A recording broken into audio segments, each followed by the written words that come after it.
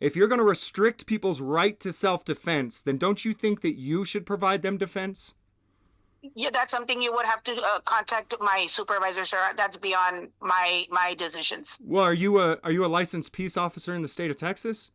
Yes, I am. Well, then I'm asking you personally.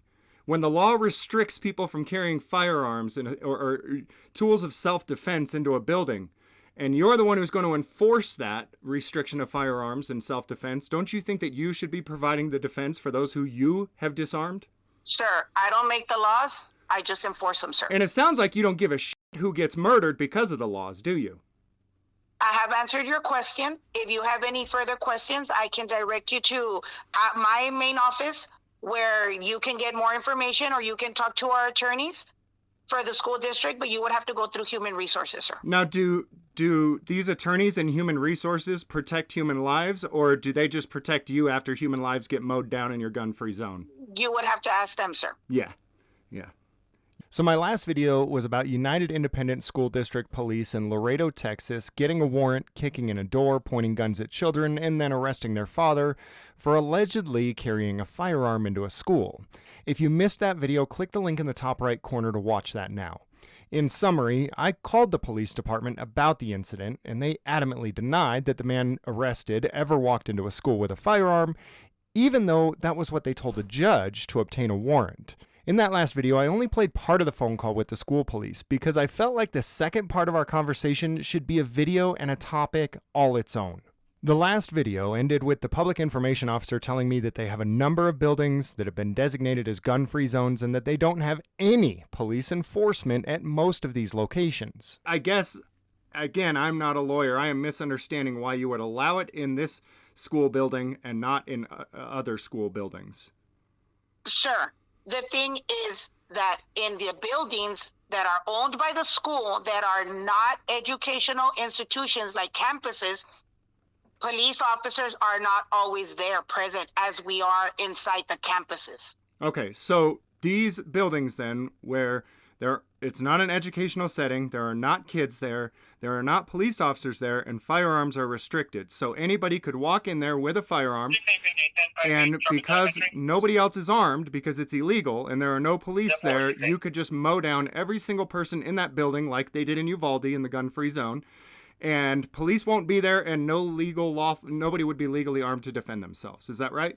No, sir, because there are certain things that I cannot discuss with you. One, I do not know exactly who you are, so I cannot discuss with you how we protect our. I cannot divulge any of that information of how we protect our.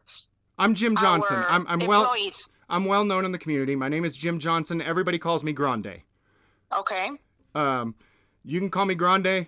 I'm well known in the area, Grande Johnson.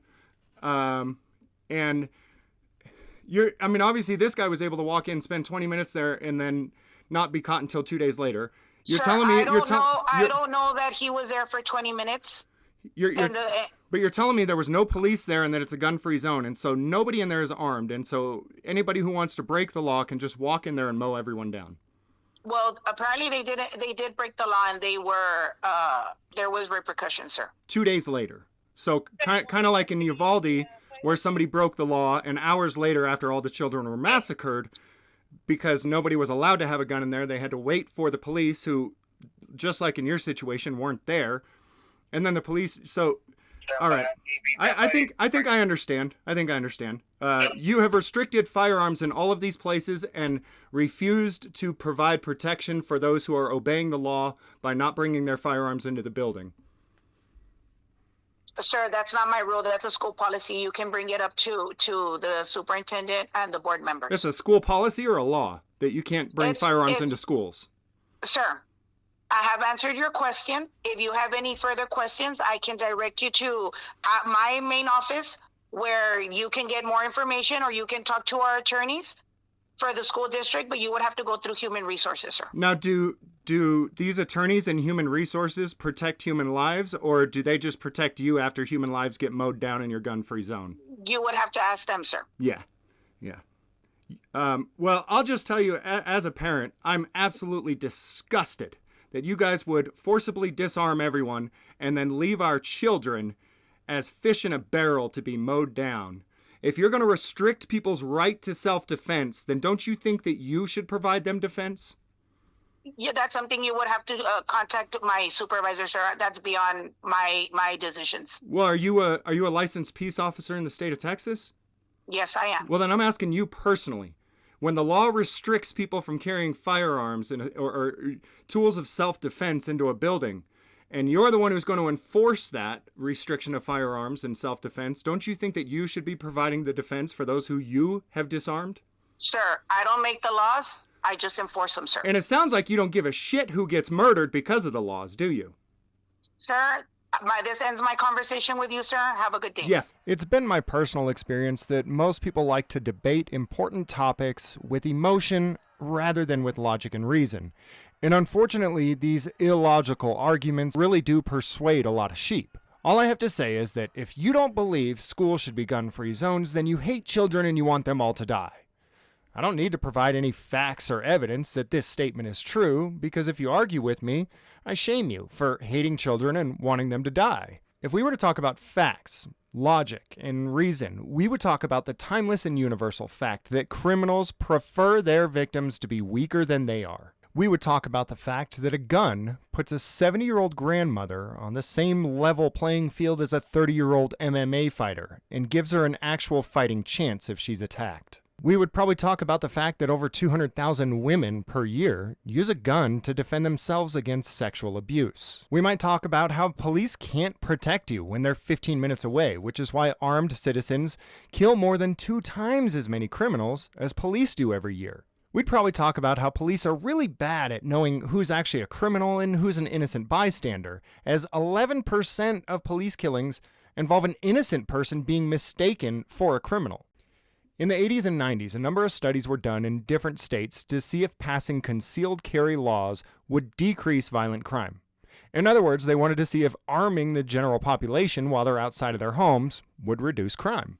During the study, states that passed laws allowing their slaves and sheep to concealed carry reduced their murder rates by an average of 8.5%, rapes reduced by 5%, aggravated assaults reduced by 7%, and robbery reduced by 3%. Look at Vermont, which is known as a constitutional carry state, which means that anyone can open or concealed carry in the state without any license or permission slip from their master. Vermont is one of the safest states in the nation for 10 years running now and has received the Safe State Award 3 times. And some states did see more drastic changes in crime rates than others after allowing their slaves to concealed carry. FBI reports show that the homicide rate in Florida fell 52% over 15 years after legalizing concealed carry. In 1966 and 67, the media highly publicized a safety course which taught Orlando women how to use guns. As a result, Orlando's rape rate dropped 88% in 1967, whereas the rates remained the same throughout the rest of the state. In 1979, the Carter Justice Department found that nationwide there were approximately 32,000 attempted rapes. 32% of attempted rapes on unarmed victims were successful, whereas only 3% of attempted rapes on armed victims were successful. Another more drastic example is Kennesaw, Georgia, a suburb of Atlanta that passed a law requiring heads of household to keep at least one firearm in the house. While I personally think that forcing people to have a gun is just as wrong as forcing people not to, the results were intriguing. The results were that resident burglary rates dropped 89% in Kennesaw. 10 years later, the resident burglary rate in Kennesaw was still 72% lower than when the law had passed, showing that arming the public didn't just stop crime in the short run, but it had a long, very lasting effect. The truth is that most criminals do not like going up against an equal or greater threat, so they seek out those that they believe will not be able to defend themselves, because it's safer for them. 3 out of 5 felons in a poll said that they would not mess around with a potential victim if they knew that person was armed. 74% of felons agreed that when committing a burglary, they would avoid houses where people are in the home. Not because they don't want to hurt the people inside, but because they're worried about the people inside shooting them. 57% of felons agreed that they're more worried about meeting an armed victim than they are about running into the police. And international statistics do support what these felons claimed. In Great Britain, Canada, and the Netherlands, an average of 45% of home invasions between the three countries occurred while the home was occupied, whereas in the US, only 12.7% of invasions occurred while the residents were home. This is yet another statistic proving that most criminals don't want to confront an armed victim. We already know that people love to appeal to our emotions in order to keep us from thinking logically. And the topic of protecting the most weak and vulnerable in our society can naturally become an emotional topic anyways. People will tell you that the only way to keep your children safe is to disarm everyone around them. But statistics unquestionably show that the disarmed are most likely to become the victims of violent crimes. The problem is that only law-abiding citizens obey laws. Therefore, you will obey the rules to be defenseless, and your attacker will not. As a matter of fact, rather than emotion, based on the actual numbers and statistics, people are far more likely to be victimized when the attacker knows that they are defenseless.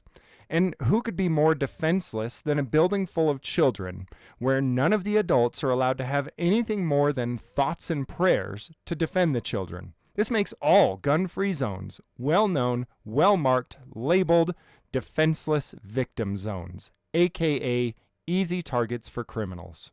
Now, please don't get me wrong. The truth is, I don't believe that everyone should have a gun.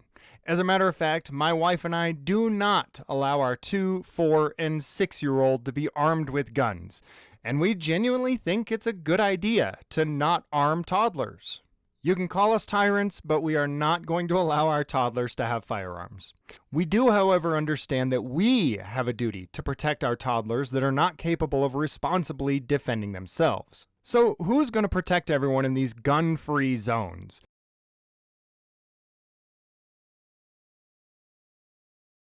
If you're going to restrict people's right to self-defense, then don't you think that you should provide them defense? Yeah, that's something you would have to contact my supervisor, sir. That's beyond my decisions. Well, are you a licensed peace officer in the state of Texas? Yes, I am. Well, then I'm asking you personally. When the law restricts people from carrying firearms or tools of self-defense into a building, and you're the one who's going to enforce that restriction of firearms and self-defense, don't you think that you should be providing the defense for those who you have disarmed? Sir, I don't make the laws. I just enforce them, sir. Because obviously the government that's taking everyone's right to self-defense isn't. And even if they tried, it would require a police state. Look, we're never going to have some utopian society where everyone respects the life, liberty, and property of others. I would, however, like to see a society in which the weaker members are allowed to at least have a chance to defend themselves against those who will inevitably try to cause harm. Don't you think that even if we say that it's okay to prevent people from having the right to self-defense, that we should then be completely responsible for what happens to that person that we just made defenseless? But you all heard Public Information Officer Sylvia Abrego of United Independent School District in Loredo, Texas, say, yeah, that's something you would have to contact my supervisor, sir. That's beyond my decisions. that she doesn't know who should protect the children in schools where all the adults have been disarmed. That tells me that likely it'll be the same people that protected the children in Uvalde. Nobody.